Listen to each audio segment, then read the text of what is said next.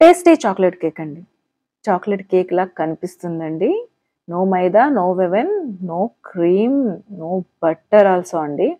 చాలా టేస్టీగా ఉండే చాక్లెట్ కేక్‌ని రెడీ చేసేద్దాం రండి.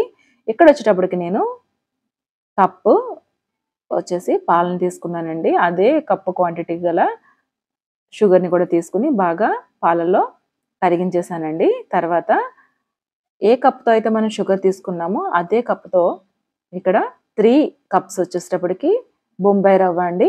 ఉప్మా రవ్వని తీసుకున్నానండి. సో, దాన్ని ఇలాగ మనము మిల్క్‌లో బాగా కలపాలండి. కలిపిన తర్వాత ఒక 10 నిమిషాలు ఆర్ ఒక 15 మినిట్స్ పక్కన పెట్టేసి బాగా నాననివ్వాలండి నూకని. నానిచ్చిన తర్వాత మరొకసారి కలుపుకొని దాంట్లో ఇలాగా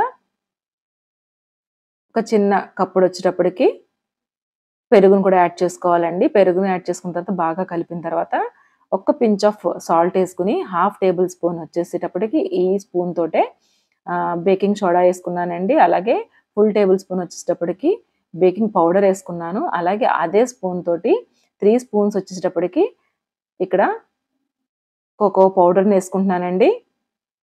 సో, ఈ కోకోవా పౌడర్ వల్లే కంపల్సరీ ఇది చాక్లెట్ కేక్ లాగా అపియరెన్స్ అనేది ఉంటుందండి. చాలా టేస్టీగా ఉంటుంది. అండ్ మంచి అరోమా ఫ్లేవర్ వచ్చే చాక్లెట్ ఫ్లేవర్‌నేసానండి ఇక్కడ. అసల కలుపుతుంటేనే మంచి ఫ్లేవర్ అనేది వచ్చేస్తుంది. Chocolate flavour. దీన్ని బాగా కలుపుకోవాలండి. మనకి మైదా కాదు కాబట్టి మనం ఎక్కువగా బీట్ చేయాల్సిన అవసరం ఏం లేదండి. సో, నేను కంప్లీట్‌గా ఇక్కడ సూజీ రవ్వని వేసేసుకున్నాను కాబట్టి అది కొంచెం పలుకు పెద్దదిగా ఉంటుందండి. అదే పలుకు మీకు ఇంకా చిన్నదిగా రావాలంటే మాత్రం కంపల్సరీ మీరు ఒక్కసారి మిక్సీ పట్టుకొని ఇలాగ ఇదే ప్రాసెస్ కంటిన్యూ చేస్తే చాలా బావుంటుంది. అలాగే ఇందులో నేను ఇక్కడ ఫ్లేవర్‌లెస్ ఆయిల్‌ని కూడా ఒక్క 3 టేబుల్ స్పూన్స్ మాత్రమే యాడ్ చేసుకున్నానండి. అది కూడా మీకు అవసరమైతేనే యాడ్ చేయండి. ఇక్కడొచ్చేటప్పటికి నేనేదైతే వెజల్‌లో కేక్ వేయాలనుకుంటున్నానో సో, అందులో నేను కాస్తంత ఫ్యూ డ్రాప్స్ ఆయిల్‌ని వేసుకొని ఇలాగ బాగా గ్రీస్ చేసుకున్నానండి. తర్వాత కాస్తంత మైదా పిండినేసుకొని ఇలాగ మనం కేక్ మౌల్డ్ ఏస్తాం కదా! ఇందులో అది అంటుకోకుండా ఇలాగ మనం ఈవెన్‌గా ట్యాప్ చేసుకొని పెట్టుకోవాలండి. సో, ఇప్పుడు ఇందులో మనం బిఫోర్ ఏదైతే కేక్ బ్యాటర్‌ని రెడీ చేసుకున్నామో అదంతా ఇందులో వేసేసుకోవాలండి. వేసేసుకొని ఒకసారి ట్యాప్ చేసుకుంటే మనకి ఈవెన్‌గా స్ప్రెడ్ అయిపోతుంది. సో, మనం మైదా పిండికి కష్టపడాల్సిన అవసరం లేదండి. అంత కష్టం కూడా పడక్కర్లేదు. ఈజీగా చేసేసుకోవచ్చు. అలాగే ముందుగా నేను సాల్ట్ వేసుకొని ఇక్కడ హీట్ చేసుకొని పెట్టుకున్నాను. ప్రీ హీట్ చేసుకున్న దాంట్లో వేసేసి ఇలా పెట్టేసుకున్న తర్వాత 30 మినిట్స్ తర్వాత చూస్తే మనకి కేక్ అనేది రెడీ అయిపోయిందండి. చూస్తున్నారు కదా! చాలా ఫ్లఫీగా వచ్చింది. అండ్ రవ్వ కొంచెం పెద్దగా పలుకులుగా ఉండడం వల్ల కేక్ కూడా సేమ్ అదే ఈవెన్ టోన్‌గా వచ్చిందండి.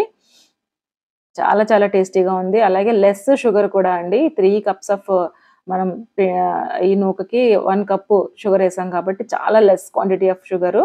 పిల్లలకి చాలా హైజీనిక్ అండి. బయట కొనే క్రీమీ కేక్స్ తోటి కంటే ఇది చాలా బావుంటుంది. అలాగే మనకి ఇది మహా అయితే 1 అవర్‌లో మన ప్రిపరేషన్ మెథడ్ అనేది అయిపోతుంది. చల్లారిపోతుంది. చల్లారిపోయిన తర్వాత ఇలా కట్ చేసేసుకుంటే మాత్రం చాలా చాలా సింపుల్ రెసిపీ. పిల్లలకి మాత్రం సూపర్బ్ నచ్చుతుందండి.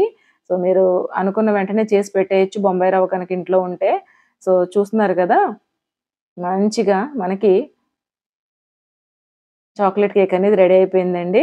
సో, చాక్లెట్ కేక్ ఏం కాదిది. కాకపోతే ఏంటంటే మనము ఆ కోకో పౌడర్ ఏయడం వల్ల మనకి ఆ టైప్ ఆఫ్ ఆహ్, కలర్ అనేది వచ్చింది. చాలా టేస్టీగా ఉంది అండి. ఒకసారి ఇంట్లో ట్రై చేయండి.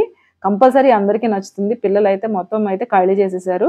చాలా చాలా బావుంది. లెస్ టైమ్ ప్రాసెస్, నో మైదా, అలాగే నో ఓవెన్, అలాగే నో క్రీమ్ అసలు. క్రీమ్ తింటే వాళ్ళు కంపల్సరీ వెంటనే వాళ్ళకి కోల్డ్ చేసేస్తది, దగ్గొచ్చేస్తది కాబట్టి ఇలాంటి ప్లెయిన్ కేక్ పెట్టడం చాలా చాలా మంచిదండి.